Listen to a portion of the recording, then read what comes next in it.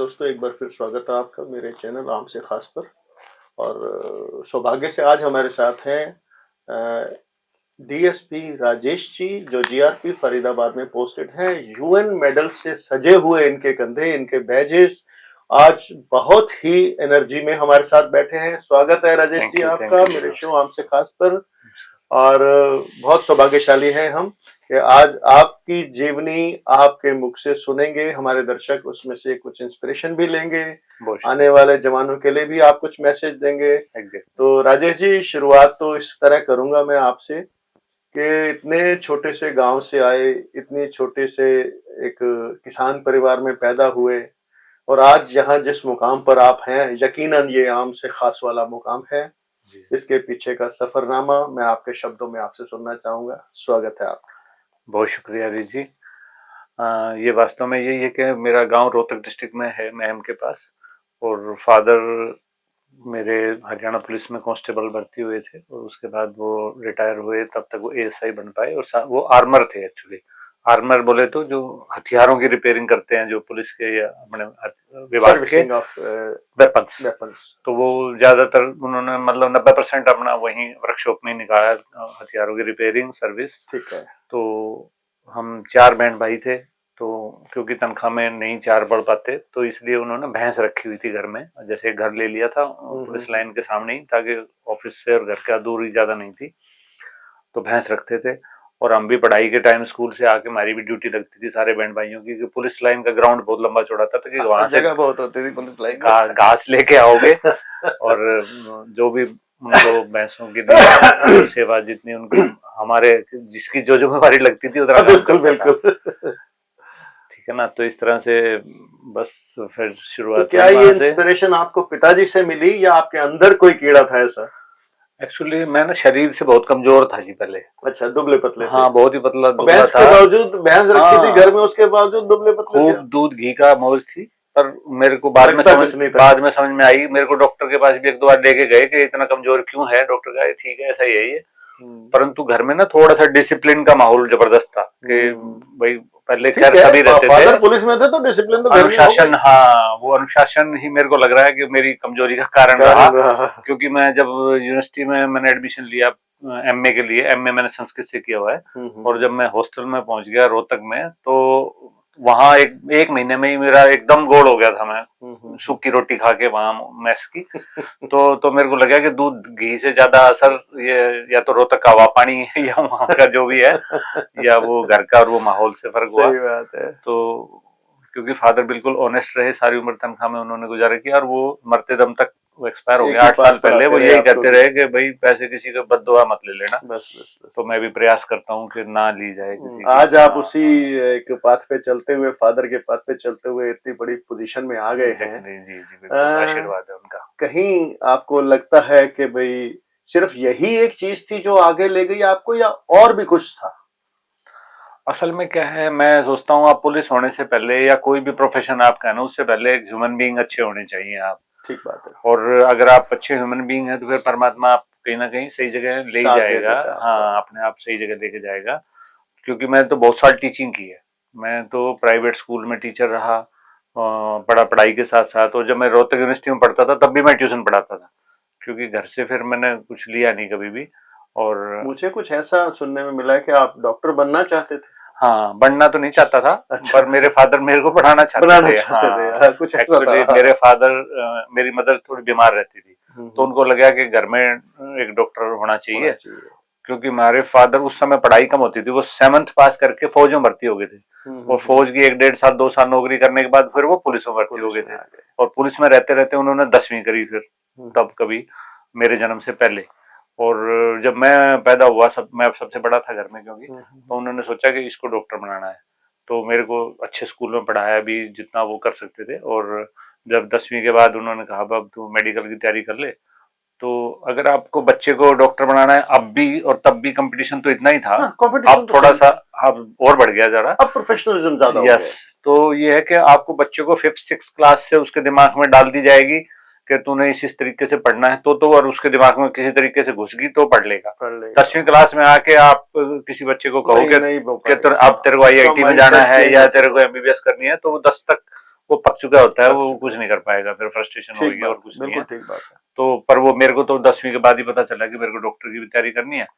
तो पर वो मैं प्रेप में फेल हो गया हरियाणा में, जब एमडी यूनिवर्सिटी से प्रेप में मैं फेल हुआ।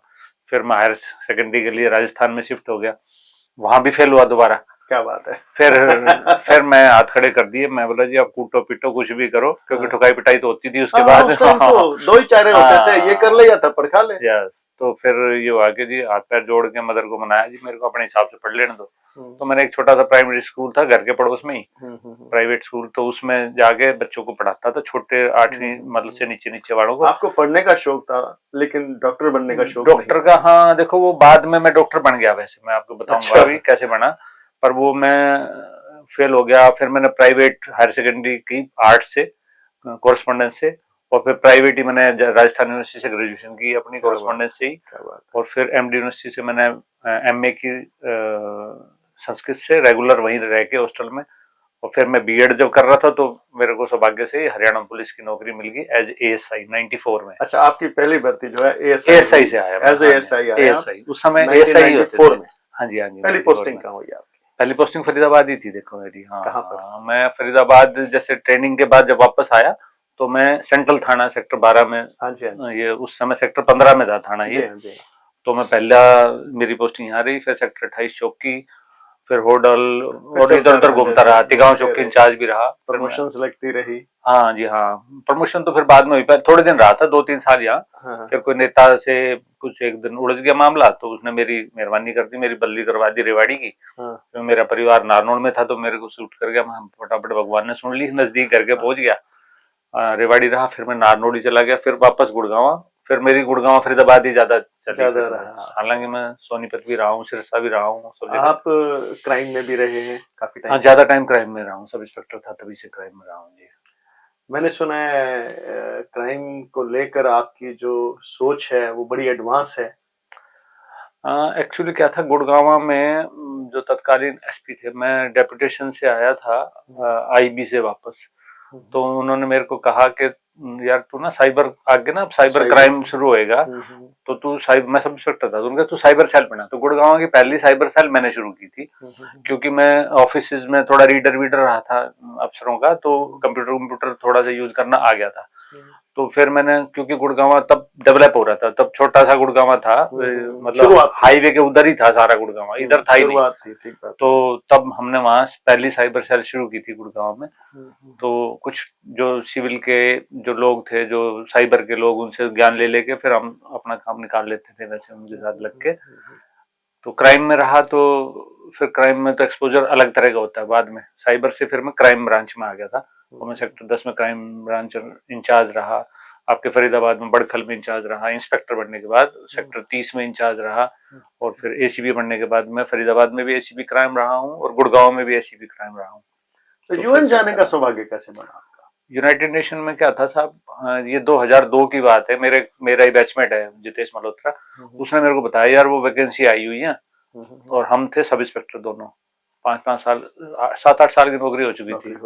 तो उससे पहले सब इंस्पेक्टर कोई यूएन में हरियाणा पुलिस से गया ही नहीं था। तो फिर हमने अप्लाई किया, तो वो और कोई था ही नहीं हमारे कंपटीशन में यहाँ, तो उसके लिए फिर रिटर्न टेस्ट होता है बाकायदा, यूएन से ही टीम आती है, तो आपका बाकायदा रिटर्न, वर्बल, और वो सारा वाइवा वो सब होता है, वो फिर ड्राइविंग का टेस्ट होता है, फिर फायरिंग का टेस्ट होता है, तब आप फाइनली सेलेक्ट होते हो वहां जाने के लिए। तो हरियाणा से हम दोनों पहले सब इंस्पेक्टर थे जो यूएन में गए, उससे पहले आईपीएस या एचपीएस जाते रहे हैं। तो फिर हम 1 साल कोसोवो में रह के आया मैं यूनाइटेड नेशंस में, और बहुत एक्सपोजर मिला, बहुत कुछ सीखने को मिला।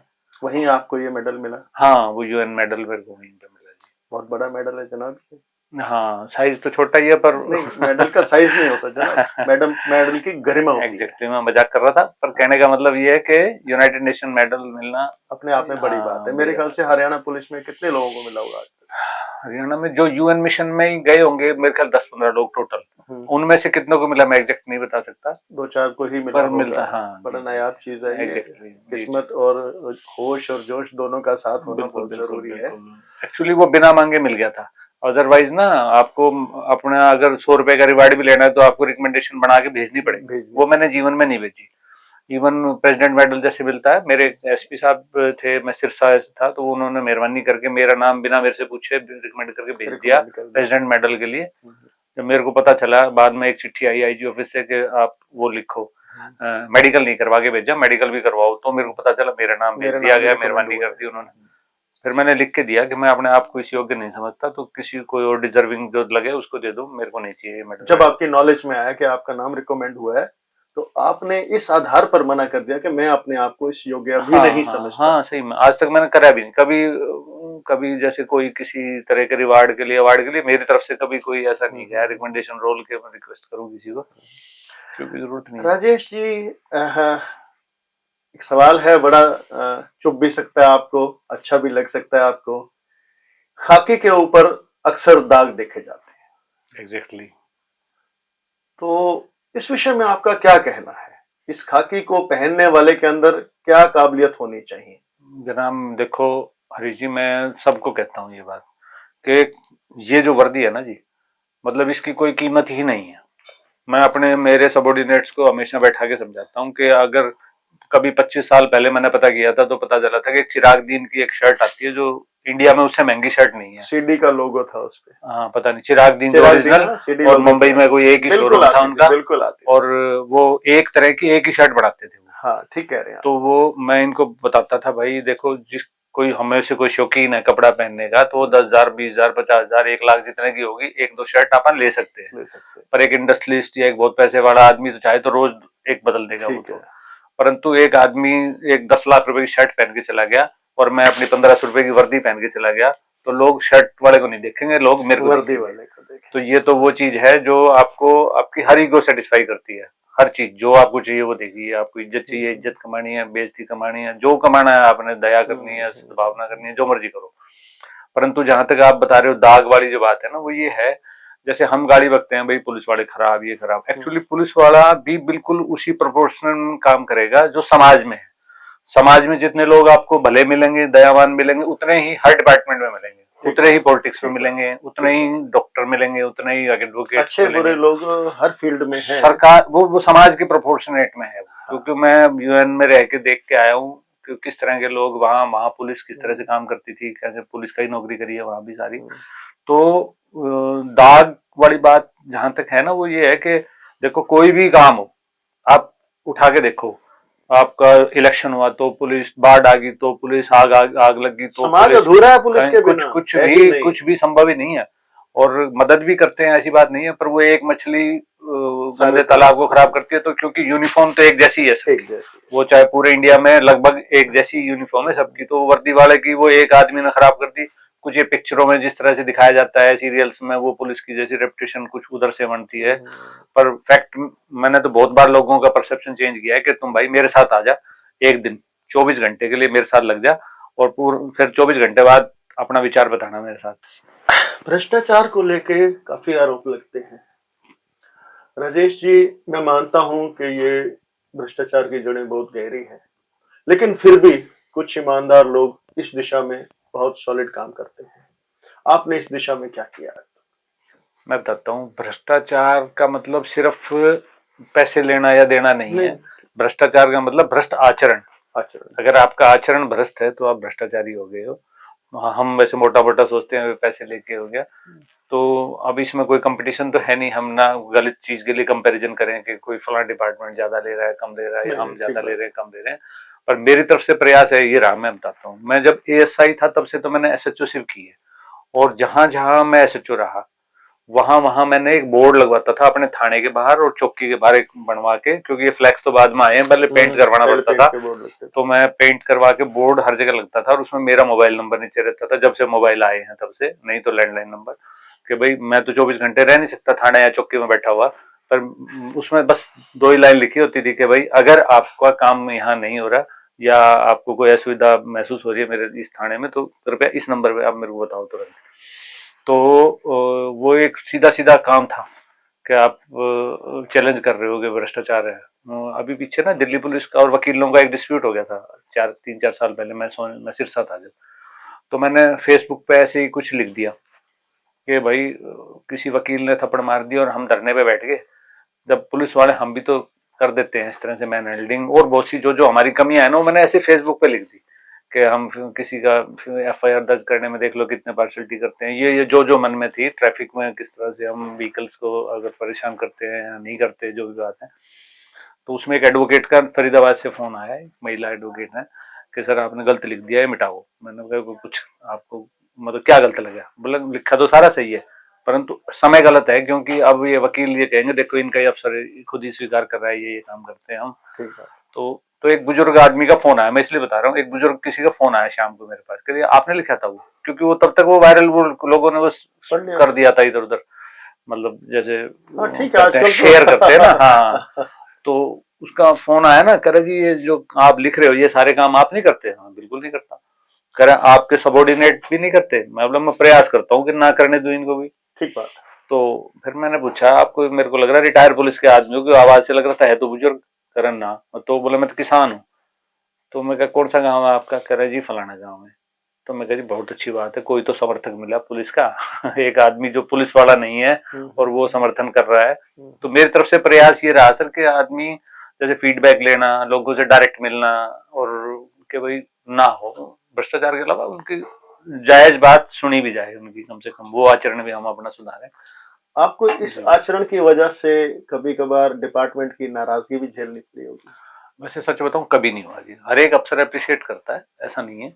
कोई भी अफसर होगा वो अप्रिशिएट करता है, और पब्लिक भी अप्रिशिएट करती है। वैसे तो हम कहते हैं ना भाई खाके पे दाग है, पर मैं चैलेंज करता हूँ, मेरी जहां से भी पोस्टिंग हुई वहीं प्रदर्शन हुए हैं। अब जब से सोशल मीडिया आया है तब से बाद का तो देख सकते हो, उससे पहले तो था नहीं। मतलब जैसे सोनीपत रहा, फरीदाबाद रहा, गुड़गांव रहा, रेवाड़ी रहा या सिरसा रहा, जहां भी रहा, जब भी ट्रांसफर हुई ना तो अच्छे खासे प्रदर्शन हुए हैं। आप पब्लिक के चहेते ऑफिसर रहे। हाँ नहीं, वो मकसद वो नहीं था कि मेरे को प्रदर्शन करवाना है और इस तरह से कोई बदली रुकवानी है, ना मेरा मकसद रहता, बदली तो होती रहनी चाहिए, क्योंकि संस्कृत में बहता हुआ पानी अच्छा रहता है, साफ रहता है। तो संस्कृत में एक श्लोक भी है ना, वो स्थानम उत्सृज जगच्छन्ति सिंहा सत्पुरुषा गजा तत्रैव निर्धनम यान्ति का प्रशमृगा। सज्जन मनुष्य और हाथी और शेर ये जगह छोड़ के चले जाते हैं, और चले भी जाने चाहिए। एक बुजुर्ग ने किसी ने कहे थे ना एक बार कि भाई सज्जनों के गांव उजड़ जाने चाहिए, कि जितनी जगह जाएंगे वहां सज्जनता फैलाएंगे। तो हम तो सज्जन तो नहीं है, पर यह है कि बदली बदली तो अच्छा है। अब सिरसा नहीं जाता तो वहां के लोगों से हजारों लोग कांटेक्ट में हैं, तो कैसे संपर्क होता है? कि कोविड के टाइम में मैं रहा। राजेश जी, एक आचरण के ऊपर आपने बात कही, यकीनन आचरण बहुत बड़ी चीज होती है।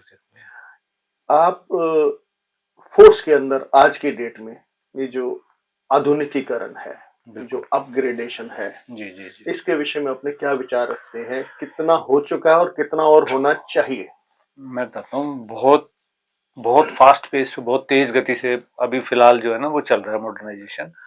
अभी तक जैसे कंप्यूटर का था ही नहीं सिस्टम, अब तो आपका एक जो हमारा अनपढ़ से अनपढ़ जो पुलिस का IO है ना, इन्वेस्टिगेशन अफसर है, चाहे हेड कांस्टेबल है चाहे वो इंस्पेक्टर है, वो कंप्यूटर पे केस डायरी लिखना, इन्वेस्टिगेशन सारी कंप्यूटर पे आ गई है।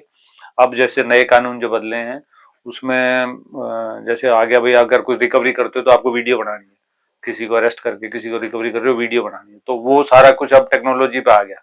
और इससे फायदा क्या होगा, अभी तक जो सजा होने से बच जाते थे लोग, पुलिस की वो लूपहोल्स या कोई इन्वेस्टिगेशन में से छोटी मोटी कमी निकाल के, अब जब से मैं किसी से हथियार बरामद कर रहा हूँ और वीडियो बनी हुई है, अब मैं किसी का स्टेटमेंट रिकॉर्ड कर रहा हूँ और वीडियो बनी हुई है, तो वो कोर्ट में जाके मुकर ही नहीं सकता कि जी झूठा, मेरे को तो मेरे पास तो हथियार मिला ही नहीं जी, और या मेरे पास तो नशीला पदार्थ मिला ही नहीं और मैं तो कैसे करूंगा। तो ये धीरे धीरे बहुत तेज गति से चल रहा है, सरकार बड़े सीरियस लेवल पे काम कर रही है। और इनोसेंट फंसे ना, बिल्कुल ठीक, इस मोटे पे आधुनिकीकरण हो रहा है। बिल्कुल चल रहा है, जबरदस्त चल रहा है। तो टाइम टू टाइम आप कोई सजेशंस भी हायर अथॉरिटी को देते हैं, क्योंकि आपके सजेशंस पे ही वो लोग आगे काम करते हैं? एग्जैक्टली सही बात है, पर क्या है कि जितना कई बार मीटिंग्स में डिस्कशन में कोई बात निकल के आती है तो दे देते हैं, पर IPS है उनका लेवल बहुत ऊंचा रहता है, सोचने का, विचार करने का। IPS भी नीचे वालों के सुझाव लेके ही आगे चलते हैं। वो तो खैर देखो, सुझाव तो सब हर एक का, नीचे चाहे वो कांस्टेबल भी है तो भी। मैं एक एग्जांपल बताता हूँ, मैं यूनाइटेड नेशन में गया ना, मैं यूरोप का ट्रैफिक सिस्टम देख के आया। तो मैंने आते ही SP जो थे वहाँ उस समय, श्री कुलदीप सिहाग IPS, अब रिटायर हो गए, DG बन के ADG, तो वो थे। तो मैंने गुड़गांव, मैंने उनको कहा जी मेरे को लगाओ ट्रैफिक इंचार्ज आप, और मैं देखना कैसे सुधारता हूँ ट्रैफिक। मैं सब इंस्पेक्टर था, तो मैं पूरे गुड़गांव का उस टाइम फिरोजपुर जिरका से लेके और बॉर्डर तक मैं ट्रैफिक का इंचार्ज बन गया। और मैंने गुड़गांव में वो ना हिस्टोरिकल चेंजेस करे ट्रैफिक में, कहीं डिवाइडर बनवाना, कहीं चौक कटवा देना। मतलब कई बार ऐसे होता था कि जैसे कापाखेड़ा बॉर्डर की एक बात है, वहां 2-2 घंटे का जाम लगता था शाम के टाइम, सुबह के टाइम। तो वहां जिस दिन हमने वो रस्सी बांध के और बंद किया ना कट 2-3, तो लोग गाड़ियों में से, कारों में से उतर उतर के आए कि किसने करवाया है, तो वो है वहां खड़ा है मेरे पास आके, कर जी आपने पहले क्यों नहीं करवाया ये काम। तो मैं कहा मैंने तो काम ही अब शुरू किया है ट्रैफिक में, तो कर रहा हूँ। तो मैं सुझाव वाली बात बता रहा हूँ। तो एक सोना चौक है वहां पे, वहां 1-1 घंटे का जाम लगता था, सुबह दोपहर शाम, स्कूल की छुट्टी के टाइम पे और शाम सुबह। एक कांस्टेबल मेरे को बोला कि जी पसीना पसीना आप भी हो रहे हो, हम भी हो रहे हैं, अपन इस कट को ऐसे बंद करके इस डाइवर्ट करवा दें, आगे से सब यूटर लेके आएंगे तो देखें कैसा रहेगा। बहुत अच्छा सजेशन है यार तेरा, ले अभी बांध रस्सी ले आगे। वो कौन जो हमारे लाल वाले होते हैं, तब वो कौन भी सिफारिशों से मिलते थे, अब तो बहुत है। तो वो लगा के हमने जैसे शुरू किया, और वो कई साल तक उस सिपाही का वो पैटर्न उस चौक पे चला और कभी जाम नहीं लगा वहां पे। तो देखो दिमाग तो कोई भी दे सकता है, दिमाग से सुझाव तो कोई भी दे सकता है। राजेश जी, फिर मैं अपनी उस पुरानी बात पे आऊंगा। क्राइम में रहते हुए किस तरह के जघन्य क्राइम आपने सॉल्व किए हैं अपनी लाइफ में? जनाब मैंने क्या, वो टीम करती है वैसे तो साथ में लग के, पर बहुत बार अच्छे अच्छे किडनैपिंग, बहुत बढ़िया बढ़िया मर्डर के केस और इस तरह के सेंसेशनल जैसे क्राइम, बहुत सारे जो मौका मिला मेरे को रह के काम करने का, और जिसमें बहुत लोगों ने अप्रिशिएट भी किया। जैसे फरीदाबाद में एक लड़की को किडनैप कर लिया था मैं, यहाँ एसीबी क्राइम था। जैसे आमतौर पे होता है जान पहचान वाला या कोई ना कोई होता है, पर वो बिल्कुल रियल एक फिल्मी अंदाज से ऑफिस से छुट्टी करके जा रही है लड़की घर, गरीब घर की लड़की थी, और उसको एक स्कॉर्पियो वालों ने उठाया, 4 लड़कों ने, और रेप किया और उसको फेंक गए कहीं पे। और तो ना नंबर था गाड़ी का, ना कुछ था, ब्लाइंड था, बिल्कुल ब्लाइंड, हाँ कुछ नहीं पता था। सीसीटीवी कैमरे भी जब नहीं होते थे उस समय इतने ज्यादा, अब तो बहुत हो गए, थोड़ी मदद मिल जाती है। कॉल डिटेल नहीं, डंप में भी नंबर नहीं, कुछ नहीं। तो उसमें फिर जब आप करने लगते हो ना, वो कहते कायनात आपके साथ लग जाती है। तो उसमें एक ऐसा क्लू मिला हमारे को, थोड़ा सा ये आइडिया लग गया कि भाई ये मेवात के इस एरिया के हो सकते हैं बंदे। बस फिर वो उससे डेवलप करी चेन, और करते करते, क्योंकि स्कॉर्पियो कम है उधर मेवात में, तो स्कॉर्पियो से लिंक निकला, करते करते हमने वो 2 दिन में तो वो पकड़ लिए थे, तो सारे लड़के जेन्युइन थे। तो बहुत बार इस तरह की चीजें उनको अंजाम तक पहुंचाया या नहीं? निश्चित रूप से वो तो फिर कोर्ट का काम होता है, पर वो नहीं, लेकिन तैयारी तो आपकी होती है। एक्चुअली क्या है, हमारे बहुत उसमें कई पहलू हैं जी। कई बार क्या होता है, जो कंप्लेनेंट होता है, जो विक्टिम होता है, वही कंप्रोमाइज कर जाता है या किसी तरीके से हॉस्टाइल हो जाता है किसी कारण से, हालांकि बयान सब पहले ही करवा दिए जाते हैं। और अब वो चीज, वो भी मैं कह रहा हूँ, नए कानून आने से ना वो चीजें अब थोड़ी सी बदलाव आएगा, जो वीडियो और वो सारी इलेक्ट्रॉनिक एविडेंस साथ में लग के जाएंगी। हालांकि उसमें वो सजा हुए होंगे, पर मेरे को एग्जैक्ट पता नहीं, क्योंकि मैं ट्रांसफर हो गया था, ट्रायल चली होगी, उसके बाद क्या होगा पता नहीं। हाँ जी, आजकल पुलिस को देख के एक और बात दिमाग में आती है, एनकाउंटर। जी जी जी जी। आपकी जिंदगी में भी ऐसे कुछ घटना हुई होंगी एनकाउंटर वाली? हाँ, दरअसल ये सौभाग्य की बात होती है साहब। वेपन तो सबको जिस दिन से ट्रेनिंग होती है उस दिन से सिखा दिए जाते हैं, चलाने भी और रखने भी साथ में। पर कई बार आदमी 40 साल 30 साल नौकरी करके चला जाता है, और उसको एक गोली चला रेंज में चलाने की बजाय प्रैक्टिस के अलावा फील्ड में कभी जरूरत, मतलब कभी मौका ही नहीं मिलता। मैं क्राइम में ही था जब एसीपी, मतलब सब इंस्पेक्टर था मैं फरीदाबाद में। तो फरीदाबाद कोर्ट में एक कस्टडी में एक बदमाश को गोली मार दी गई थी, और उसमें जब हम तुरंत मौके पे, एक मेरी टीम के 2-3 आदमी वहीं थे, मैं भी पहुंच गया था। तो उसमें पता चला कि एक बाथरूम में वो एक बदमाश है छुपा हुआ था।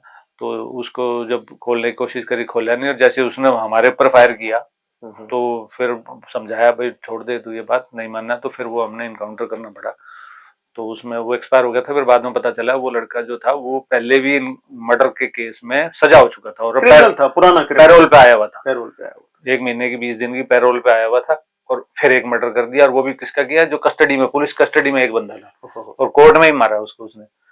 तो ये 2006 की बात है। 2006 के इंसिडेंट आप देखोगे तो हर 6 महीने बाद, 2 महीने में, 6 महीने में, साल में गुड़गांव कोर्ट में गोली चलती रहती थी। हाँ, ये बड़ा कॉमन सीन था। हाँ, और 2006 से लेके अब 2025 आ गई, गुड़गांव कोर्ट में गोली नहीं चली भगवान की दया से, उस दिन से लेके अब तक। नहीं, ये सुरक्षा व्यवस्था बढ़ाई गई या सुरक्षा व्यवस्था भी गई, एक मैसेज भी जाता है थोड़ा सा ना, हाँ, बदमाशों में वो नहीं रही। एक मैसेज भी जाता है कि हाँ, भाई, क्योंकि जान तो सबको प्यारी है, अगर तुम ऐसे फायर पुलिस पे करोगे तो सेल्फ डिफेंस में पुलिस भी चलाएगी गोली। और कोई आपका ऐसा? एक ऐसे दिल्ली पुलिस के साथ और हमारा ज्वाइंट ऑपरेशन था डीएलएफ एरिया में, वो भी ऐसे ही था। वो एक बदमाश था जिसने पहले दिल्ली पुलिस अकेली वहां एक्शन कर रही थी, फिर जब उनके काबू नहीं आया तो उसने सूचना दी कि भाई हरियाणा पुलिस की मदद की जरूरत है आगे, फिर हम भी पहुंच गए सुबह ही। तो वो ग्रेनेड दिया हुआ था और वेपन पिस्तौल और सारी चीज थी। और एक एक वो दोनों उसने फेंक दिए थे, फिर देखा तो तीसरा, और जब दरवाजा खुलवाया तो फिर फायर आया उसकी तरफ से, तो फिर वो भी वहीं पे साइलेंट किया। तो 2 बार ही ऐसा मौका मिल पाया। जब आप किसी ह्यूमन बीइंग को, मैं नहीं कह रहा हूं कि क्रिमिनल है कोई, जब ऐसी नौबत आती है, जब आप उसको गोली चलाते हो उसकी तरफ, क्या मनोदशा होती है आपकी? एक्चुअली क्या, पुलिस या फौज कोई भी हो जी, देखो वो चलाती तो सेल्फ डिफेंस में ही है। पुलिस तो खास तौर पे, क्योंकि हम तो इंटरनल, हमारे को दुश्मनों से तो कोई पंगा लेना नहीं, सब हमारे ही लोग हैं। उनमें से कोई क्रिमिनल बन गया वो कोर्ट ऑफ लॉ में उसको मिलेगा जो भी उसके सजा भरी जो भी होगा। परंतु क्या है कि कई बार क्या होता है, वो बदमाश ओवर कॉन्फिडेंस समझ लो या कुछ भी, वो मतलब फायर करना शुरू कर देता है। तो अपनी जान बचानी तो बहुत जरूरी है, तो उसको भी पुलिस जरूर देती है मैसेज के भाई मान जा, कोई बात नहीं, रुक जा। हाँ, पर फिर नहीं मानता तो फिर तो और कोई उपाय है ही नहीं जी, फिर बचेगा नहीं, या तो खुद मारो। मेरा सवाल वही है जी जी। यहाँ क्या चल रहा होता है? यहाँ यही चल रहा है साहब, जैसे ये 2 इनकाउंटर हुए ना, तो मेरे दिमाग में जैसे कीड़ी भी मारते तो पर ये होता है यार, क्यों मेरा यही सवाल, क्यों पाप हुआ हमारे से। परंतु ऐसे उसमें ये हुआ कि गर्व की अनुभूति हुई कि जो आदमी पहले मर्डर करके सजा हो चुका है, इसका मतलब तो प्रूव्ड है कि वो क्रिमिनल है। बरी हो जाता तो यूं है कि चलो भाई निर्दोष है, दोषी नहीं है। तो मैं ये मानूं उसके बाद भी करे, हाँ, उसके बाद भी अगर वो फिर दोबारा से क्राइम कर रहा है और फिर ऊपर से हमारे ऊपर भी गोली चला रहा है, तो फिर तो उसको तो और कोई उसका मुक्ति का साधन है, सजा बनती नहीं उसकी। हाँ, ये कम से कम सजा है उसके लिए। हाँ, नहीं वो क्योंकि आप सेल्फ डिफेंस में चला रहे हो, उसको मारने के लिए नहीं चला रहे आप। समाज की कुरीतियों से, बुराइयों से लड़ते हुए आपने बहुत सारे ऐसे काम किए होंगे जिन पर आपको खुद एक फख्र महसूस होता होगा। दहेज के खिलाफ भी आपने काफी सारे मुकदमे ऐसे देखे होंगे जो इंसानियत के खिलाफ जाते हैं। जी जी। रेप केसेस भी आपने बहुत हैंडल किए। आने वाली, ये जो आगे आने वाली आपकी फोर्स है, इसको आप अपने शब्दों में क्या कहना चाहेंगे? देखो, दहेज हिंदुस्तान के अलावा कहीं ये दहेज नाम का शब्द है ही नहीं। ठीक बात है। या हमारे पाकिस्तानी जो फॉर्मल इंडिया है उसके अलावा बाहर कोई दहेज वहेज का कोई चक्कर ही नहीं है। हमारे यहाँ ये बहुत खतरनाक कुरीति ये चली, और मैं अपनी बता रहा हूँ, लोग तो लड़के की शादी में कहते हैं जी हमने दहेज नहीं लिया, ये लिए बहुत बड़ी बात कर दी।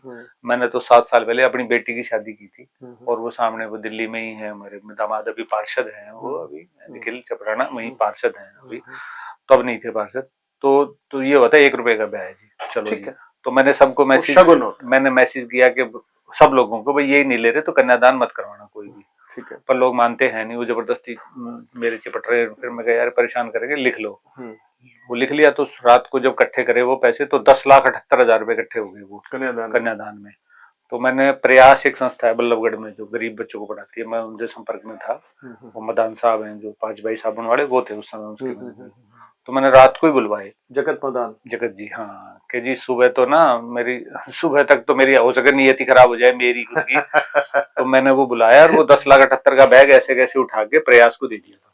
हालांकि वो 2 दिन बाद वापस आ गया मेरा बैग, क्योंकि वो बोले कि जी हम ना 2,000 रुपए से ज्यादा कैश नहीं ले सकते। फिर वो बेटी के अकाउंट में डलवाया और फिर अकाउंट से ट्रांसफर किया उनको। तो कन्यादान भी मैंने उनको दे दिया था। अब 2 महीने पहले फिर बेटी की शादी करी है, तो ऐसे ही हमने वही, कोई सामान, गाड़ी, पैसा, ये वो कुछ नहीं, वो 1 रुपए की शादी। बहुत बड़ा आपका संदेश है, बहुत बड़ा संदेश है, समाज के लिए है। उम्मीद करता हूं कि समाज इस संदेश को सुनेगा और अडॉप्ट करेगा। राजेश जी, अभी मन नहीं भरा है आपसे बात करते हुए, थोड़ा सा समय मैं आपका और लूंगा। राजेश जी, कोई शक नहीं इसमें, ये वर्दी पहनना अपने आप में गर्व की अनुभूति है, लेकिन उसके साथ साथ इस वर्दी के साथ साथ चैलेंज भी आते हैं। आपने फोर्स ज्वाइन की, आज तक इज्जत के साथ, रिस्पेक्ट के साथ, बेदाग होकर आपने ये नौकरी की, लेकिन ये बिना चैलेंजेस के तो नहीं आती। वो तो निश्चित है। क्या चैलेंज हुआ है आपको? सब आज की डेट में सबसे बड़ा चैलेंज क्या हो रहा है, झूठ से सामना करना।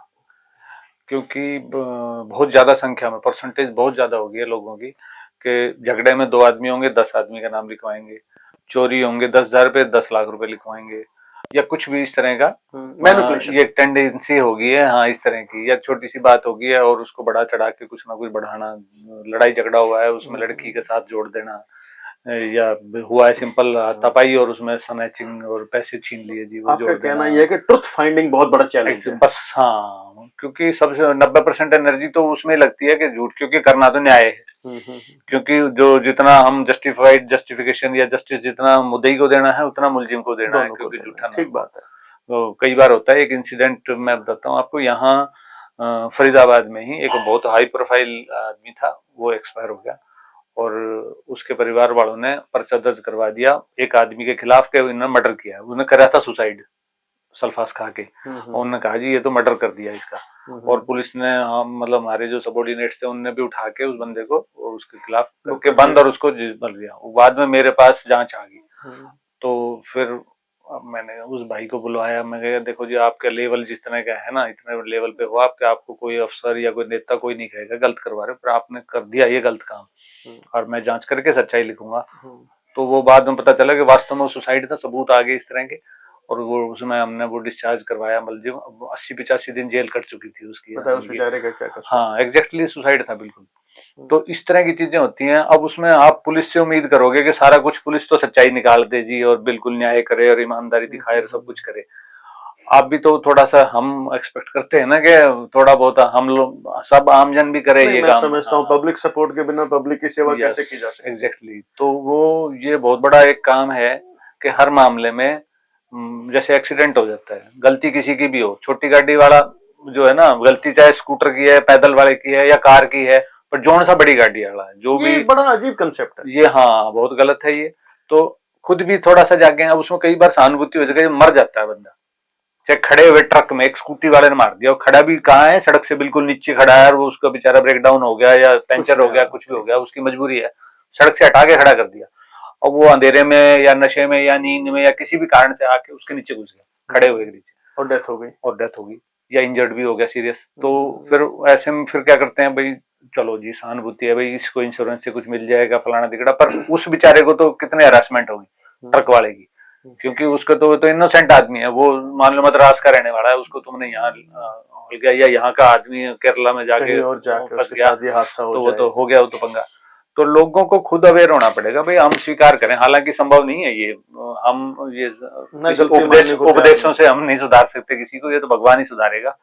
पर ये एक आइडिया मैं दे रहा हूँ कि हम खुद स्वीकार करें, अगर मेरे से गलती होगी है तो मेरी गाड़ी में अगर मेरे से गलती हुई है और ट्रक में लगाई है, तो मैं उसको कहूंगा यार तेरी कोई गलती नहीं भाई, मेरी गलती है, तू जा यहाँ से भगवान ने, ये साहस आए सब में। आपको अक्सर ट्रेनिंग के लिए भेजा जाता है बीच बीच में, एक तो फिजिकल ट्रेनिंग होती है, क्या वहाँ आपको इस तरह की काउंसलिंग भी होती है?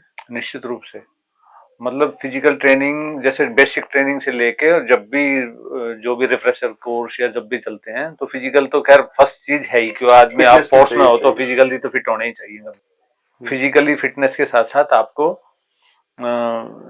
ये जो ना आपको ज्ञान या काउंसलिंग, जैसे मैं इमिग्रेशन में रहा हूँ पहले, ब्यूरो ऑफ इमिग्रेशन में, एयरपोर्ट पे डेप्यूटेशन में चला गया था, तो वहां तो हर 2-3 महीने में एक अच्छे बिहेव की बाकायदा एक बहुत अच्छे लेवल का स्पीकर आता था, और वो किसी होटल में वो होती थी हमारी ट्रेनिंग, एक दिन की वर्कशॉप, तो उसमें सिर्फ यही सिखाया जाता था, you are the ambassador of India, कि जो आदमी फॉरेनर एक पहली बार इंडिया में आया है, वो टूरिज्म को प्रमोट करने के लिए, मतलब या वैसे भी देश की रेपुटेशन सुधारने के लिए, कि जैसे ही आया तो फर्स्ट उसका इनकाउंटर आपके साथ होगा, तो पहले ही आपने अगर वहां स्माइल नहीं करी और पहली बात में ही आपने अच्छे से बिहेव नहीं किया, तो पहले ही इंप्रेशन खराब कर दिया देश का तुमने।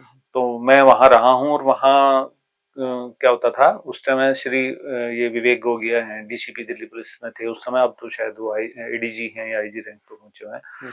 तो उन्होंने एक विधि चालू करी थी 2002-3 में ना, इंटरनेशनल फ्लाइट्स बढ़ गई थी, स्टाफ उतना ही था, तो लंबी लंबी लाइनें लगी रहती थी। हाँ, ये काफी देखा गया है। हाँ, बहुत पुराना एयरपोर्ट होता था वो, जो पुराने वाले इंटरनेशनल था, तो बहुत लंबी लंबी लाइनें थी। तो उन्होंने क्या किया कि जो नाइट में सबसे ज्यादा पैसेंजर क्लियर करेगा अराइवल में या डिपार्चर में, तो उसको एक सर्टिफिकेट और वो एक 300 रुपए 300 रुपए का इनाम, हर नाइट को मिलेगा 300 रुपीज नकद, तब 14,000 तनख्वाह होती थी।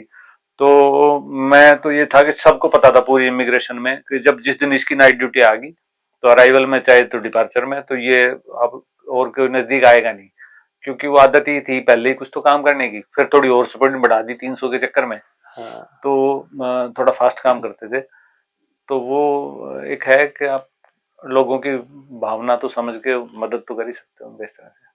कितनी सेवा रह गई है आपकी? अब 3 साल रह गई जी, लगभग 2 महीने कम हो गए 3 साल। इस 3 साल में क्या गोल रहा? अब तो सच बताऊं तो मैं बिल्कुल, अब जैसे मैं जीआरपी में आ गया हूँ, तो ये हरामखोरी में कह सकते हो आप, जीआरपी में आया हूँ।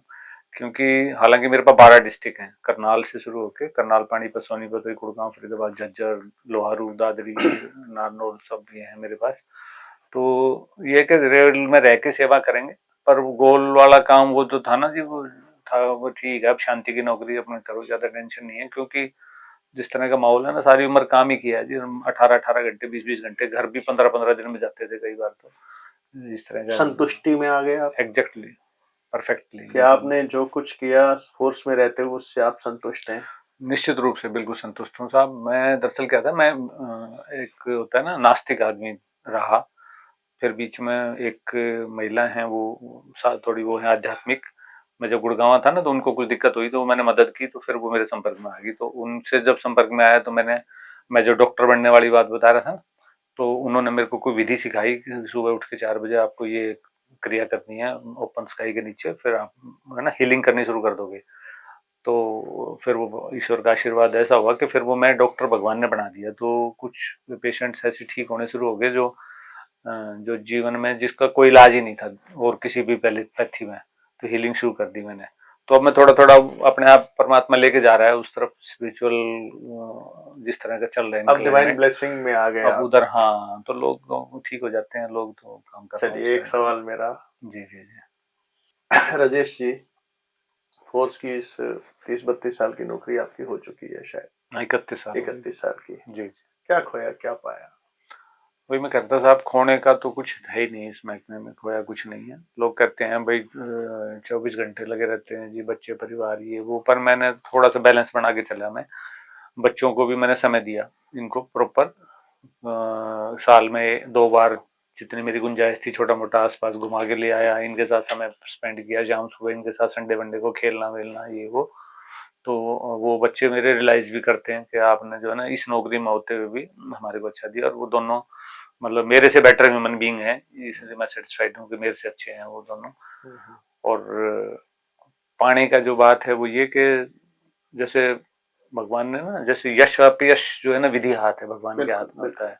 काम तो सब लोग करते हैं, मैंने भी कोई विशेष काम नहीं किया, मैंने भी उतना ही किया जितना सब कर रहे हैं, पर मेरे को यश थोड़ा सा एक्स्ट्रा परमात्मा ने दिया कि सब लोग बहुत, मतलब मेरे 13-14 हजार तो कॉन्टेक्ट्स हैं मेरे फोन में। तो इतने लोग हैं जो मतलब ऐसे लोग बहुत हैं जो कहते हैं जी हम जान दे भी सकते हैं और जान ले भी सकते हैं आपके चक्कर में, अगर इस तरह का हुआ कभी। बाकी तो ये है कि ऐसे लोग भगवान ने दे रखे हैं तो बहुत कुछ पाया है साहब। पैसा वैसा ये हुआ, अभी मैं सरकारी घर में रहता हूँ, घर पर नहीं है अभी तक। तो जिस दिन ईश्वर की इच्छा होगी उस दिन घर गुड़ भी हो जाएगा, सेटिस्फाइड है। ईश्वर की रजा में रहने वाले राजेश जी, आप 2 जगह डील करते हैं, एक समाज में और एक फोर्स में। पहले तो मैं आपके मुख से समाज के लिए कोई संदेश जानना चाहूंगा। समाज में साहब आज की डेट में ना नशे का बड़ा जबरदस्त, मैं पुलिस में रह के मैं देख रहा हूँ, अब आज की डेट में नशे का बहुत जबरदस्त काम हो रहा है। बच्चों में मोबाइल फोन ये वो देख दाख के कहीं ना कहीं से ये रील वील देख के वो फैल रही हैं चीजें, और उसको ठीक करने के लिए पुलिस, कोर्ट और प्रशासन सब लगे हुए हैं, परंतु उसको ना 2 आदमी हैं जो कंट्रोल कर सकते हैं। मैं हमेशा कहता हूँ वो 2 आदमी कौन है, माँ और बाप। हमने बच्चे तो पैदा कर दिए और उनको छोड़ दिया उनके हाल में। मेरे बच्चों ने ग्रेजुएशन करी है जिस इंस्टीट्यूशन से, वो कहते हैं जी मतलब बस कुछ फ्रैक्शन में ही बच्चे बच गए जो नशे से बचे हुए हैं, अच्छे अच्छे घरों के बच्चे। तो इसमें माँ बाप को थोड़ा सा वो है ना रखना चाहिए कि वो है ना, संस्कृत में 16 साल तक ताड़ेत, ताड़ेत का मतलब पीटना नहीं था, वो 16 साल तक, हाँ, ताड़ेत का मतलब वाच करो, ताड़ो उसको, देखो कर रहा है। तो हम सिर्फ अच्छे इंस्टीट्यूशन में भेज दिया, ये भेज दिया, खासतौर पे माँ। अब माँ अगर सर्विंग है तो बेचारी के पास टाइम नहीं था, परंतु नशे के लिए मैं रिक्वेस्ट करूंगा कि माँ बाप को अपने बच्चों को समय देना चाहिए, उनको शुरू से ही आपने, मैं तो स्कूल्स में जाता हूँ, जब भी मेरी जहां भी पोस्टिंग रही है तो मैं स्कूल्स में जा जाके बच्चों को समझाता हूँ कि 8वीं 9वीं वाले बच्चे समझ जाओ कि एक बार तुमने अगर टेस्ट करने के लिए अगर बीड़ी भी पकड़ ली या सिगरेट पकड़ ली या कोई भी नशा दूसरा शराब या हाँ, एक बार 2 बार 3 बार तो आप शर्माओगे, डरोगे, उसके बाद फिर वो आपके अंदर चली जाएगी। जैसे कुछ हरियाणा में और पंजाब के कुछ पार्ट्स में स्मैक और ये बहुत ज्यादा फैल गया, सुल्फा गांजा फैल गया है। तो ये जो सूखा नशा है ना, ये आपको लोग फ्री में आपको देंगे पहले तो, क्योंकि उनको ग्राहक तैयार करना है। कोई आपका यार दोस्त होगा या कोई आपका रिश्तेदार होगा या पड़ोसी अड़ोसी, 1-2 बार फ्री में वो देता है और वो इन्वेस्ट कर रहा है, वो उसको पता है ये पोटेंशियल एक आपका कस्टमर है ये, हाँ, और फिर वो सारी उम्र के लिए घर के भांडे बिकवा देगा। तो जैसे लड़कियों का है, लड़कियां आप देखो, आप गांव की लड़कियां भी कोई उड़ीसा जा रही है, कोई बंगाल जा रही है, सोशल मीडिया पे कंटेक्ट करके किसी से जा रही है, तो मैं लड़कियों को भी कहता हूँ भाई तुम्हारे भला चाहने वाला माँ बाप से बड़ा कोई नहीं है। माँ बाप से छुप के जो काम कर रहे हो तो इसका मतलब गलत कर वो कुछ ना कुछ गड़बड़ है उसमें। एक बार उनको लूप में ले लो, वो कहते हैं तो कर लो, कोई दिक्कत नहीं है। ऐसे नशे का है। तो मैं अब तो समाज में होना तो वही है जो परमात्मा ने फिक्स है, पर माँ बाप अगर थोड़ा सा अगर जाग जाए, 2 ही लोग, हाँ बस लोग वो दो, हाँ, टीचर में जाने से रोक सकते हैं। टीचर तो बेचारा उसने तो अपना सिलेबस पूरा करवाना है, संस्कार भी देता है वो, पर मेन माँ और बाप देते हैं जी। तो वो अगर खुद अपना आचरण ठीक रखें, बच्चों को थोड़ा दया भावना उनमें डालें, थोड़ा सा कहीं उनको जोड़ के रखें, हाँ बिल्कुल, वरना तो आप बाद में पता चलेगा 20 साल बाद क्या आप बन गए जी अरबपति करोड़पति, कोई दिक्कत नहीं, और पीछे से बच्चे निकल गए आपके, सक्सेशन आपका खराब हो गया, गड़बड़ है। तो बस वही है मेरी रिक्वेस्ट सभी से कि इसमें हम अपने बच्चों की तरफ ध्यान दें। और महकमे के लिए क्या संदेश देना चाहेंगे? महकमे में साहब, हमारे पीछे एक अफसर आए थे ट्रेनिंग सेंटर में, वो क्या करते थे, संवेदी पुलिस बना रहे थे। तो वो जो उस दौरान के जो संवेदी पुलिस है ना, उनसे मेरी मुलाकात जैसे हो जाती है बीच में, तो मैं कहता हूँ भाई तुम उस दौरान रहे हो जब संवेदी बनते थे, संवेदी का मतलब क्या है वो बताओ। तो ज्यादातर ब्लैंक हो जाते हैं कि ये तो कभी सोचा ही नहीं संवेदी का मतलब क्या होता है। तो संवेदी का मतलब मैं जो समझता हूँ वो सम माने बराबर और वेदना माने दर्द, तो उससे संवेदी बन गए आप। तो सामने वाले का दर्द अगर महसूस करो, अगर कोई रिक्शा वाला आया कि जी मेरी रात को रिक्शा चोरी होगी, तो आप ये समझो कि अगर मेरी रिक्शा मैं चला रहा होता और मेरी रिक्शा चोरी हो जाती तो मैं कैसे बच्चे पालता, उसके शूज में पैर डालकर। एग्जैक्टली, कि बच्ची एक आया कि मेरी बच्ची स्कूल से गई थी और वापस नहीं आई, तो हम लाइटली ना लेके हम सोचें कि अगर मेरी बच्ची स्कूल से ना आती तो मैं कैसे तड़पता, कैसे भागता और क्या उम्मीद करता सामने वाले से क्या करता है। तो आप संवेदी बन जाओगे अपने आप। और कोई साइंस है ही नहीं, कुछ भी नहीं है। आप बस देखो, चोर वोर पकड़ना, माल रिकवर करना, बदमाश पकड़ना, वो चलो वो एक अलग फैक्टर है, पता नहीं होता है या नहीं होता, परंतु हम सामने वाले को तसल्ली भरोसा, क्योंकि हमारे पास तो दुखी आएगा, राजी खुशी में तो आएगा नहीं। जो दुखी आएगा तो उसको तो थोड़ा सा विश्वास, थोड़ी तसल्ली, कुछ प्रयास भी दिखे उसको भी कुछ कर रहे हैं, तो अगला सेटिस्फाई होके जाएगा। और जो जस्टिफिकेशन आप जो तनख्वाह ले रहे हो उसको जस्टिफाई करना, वो भी जस्टिफाई होगी। आप राजेश जी, आपका समय बहुत कीमती है, क्योंकि आप समाज सेवा भी करते हैं और महकमे को भी चलाते हैं। तो आज आपसे इतनी गुफ्तगू रहेगी हमारी। दोस्तों, राजेश जी ने बहुत सारी चीजों पर प्रकाश डाला। एक नशे में जाने के लिए, नशे से रोकने के लिए सिर्फ 2 ही लोग काफी हैं, अगर वो अपनी ड्यूटी पूरी तरह से करें। और समाज की इस कुरीति के ऊपर उन्होंने बहुत अच्छे सुझाव दिए हैं। उम्मीद है आप सबको पसंद आए होंगे। राजेश जी से एक बार फिर मुलाकात करेंगे। आज के लिए इतना ही काफी। धन्यवाद राजेश जी, आप हमारे चैनल पर आए। आपका बहुत बहुत धन्यवाद। Thank you sir.